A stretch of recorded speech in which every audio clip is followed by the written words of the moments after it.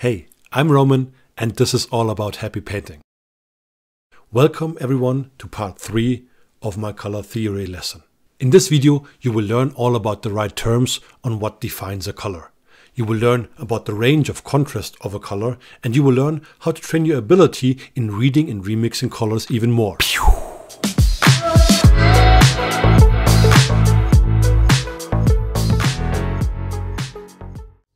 I can only recommend to you to check back with part 1 and 2 and actively do the practical exercises there.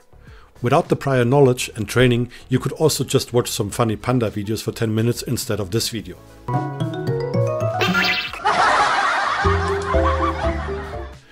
This series builds up on each other and you can only grow in full if you take your time and focus. If you enjoy the videos I create, help this channel to grow by pressing a thumbs up and taking a moment to write a comment. Really appreciate it. Thank you very much. First, understanding the right terminology of a color or what defines a color. As we look back on part 2, where you learned how to analyze a color and even remix your own skin color from primaries, I got to apologize as my own terminology was not 100% right back in that video. I told you, I will be back, and now I'm back. Let's look at a color. Let's say we look at green, because it's my personal favorite color. You can of course transport this information to every other color. Mixing green, you know it from the video part 2, works with primaries if you use blue and yellow. You will receive a green. Let's check back with the terminology and definition of this green. You can say that each color has its 3 main properties. The hue. The hue in our case is green. It defines the color itself. It could also be any other color hue. Desaturation. You remember saturation from the first 2 parts and how to create it with any color using the knowledge from the color wheel. Saturation gives you the information on how pure, strong, powerful, colorful and intense a color is. It is the kamehameha of a paint. If you do not know what I'm speaking of, check back with the video part 1 and 2 of this series. The brightness. The brightness tells you how bright or dark a color tone is. With these 3 main properties, you can almost define every color if you want to mix it from primaries.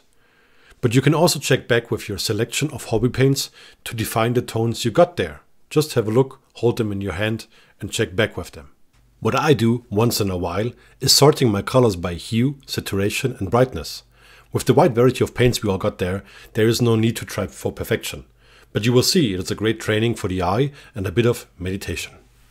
Please know that there are more properties I will talk about in future videos about a color. This is not the end of it. I told you this series will be long. Second, training to read and mix colors.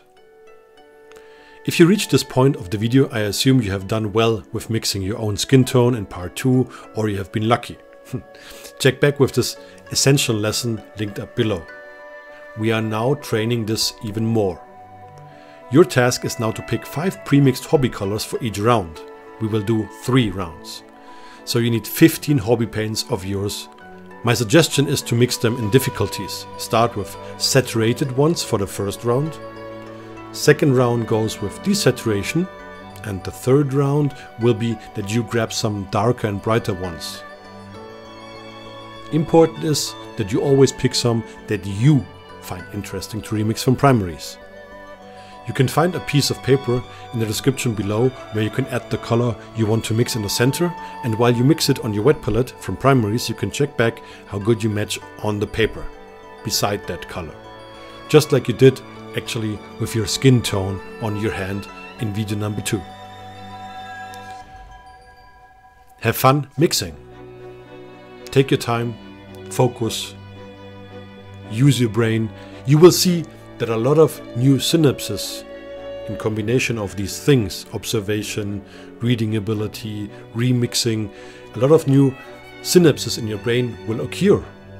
You can train this every day, anytime.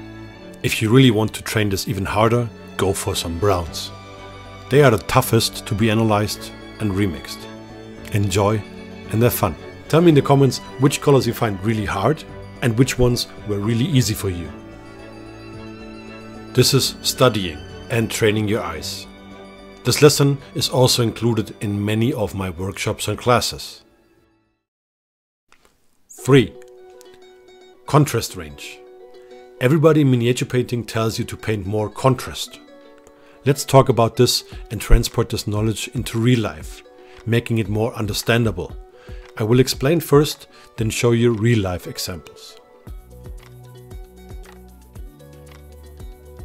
Here is a cube. Light is coming from the top, zenithal light, because it comes down in a zenith, in a straight line from the top, from above. We will have bright areas, mid-tone areas and shadow areas, depending on where the light hits, right?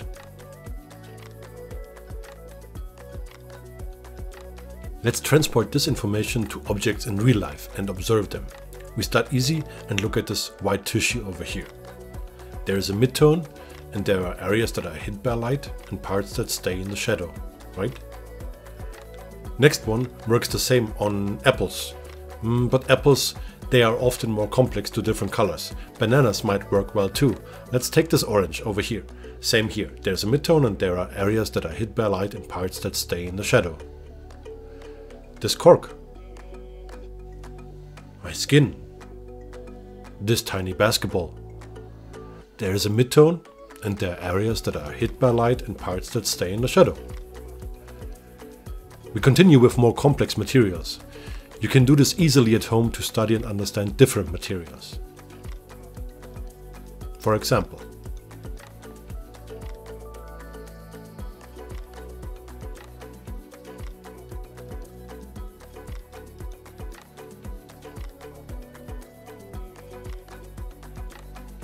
if you open your eyes to the world around you, you will find this everywhere. Analyze it, learn from it for your miniature painting.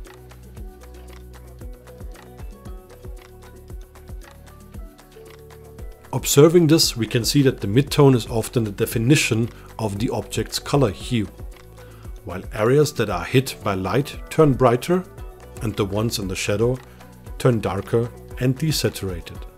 This all can be laid out as a contrast range. For example, for blue, yellow, red and so on.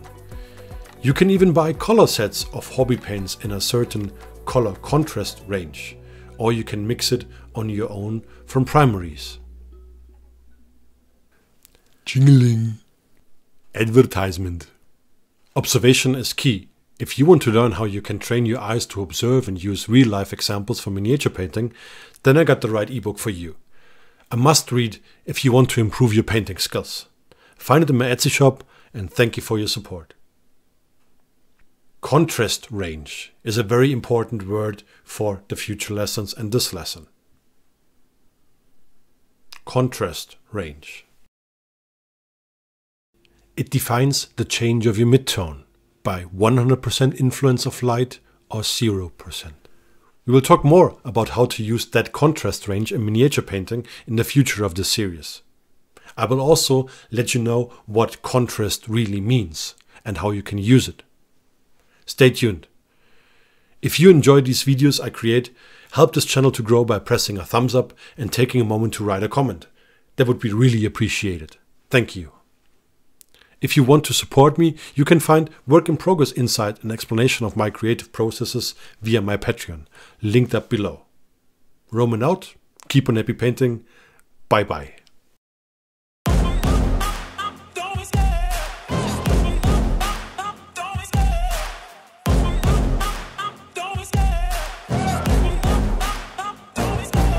Love the chase and the hunt, and I set the pace when I'm running. I always take what I want and I always give it 100. Don't need a bank, no I'm funded. Play the game like it's nothing. I'm always thankful for something. Don't take for granted, stay humble. Now wake up. Pew, pew, pew, pew.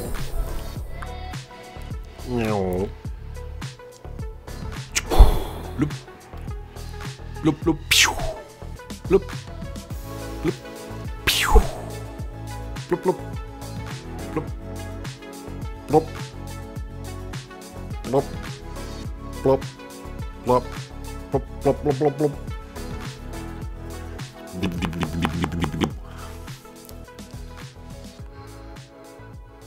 Pew.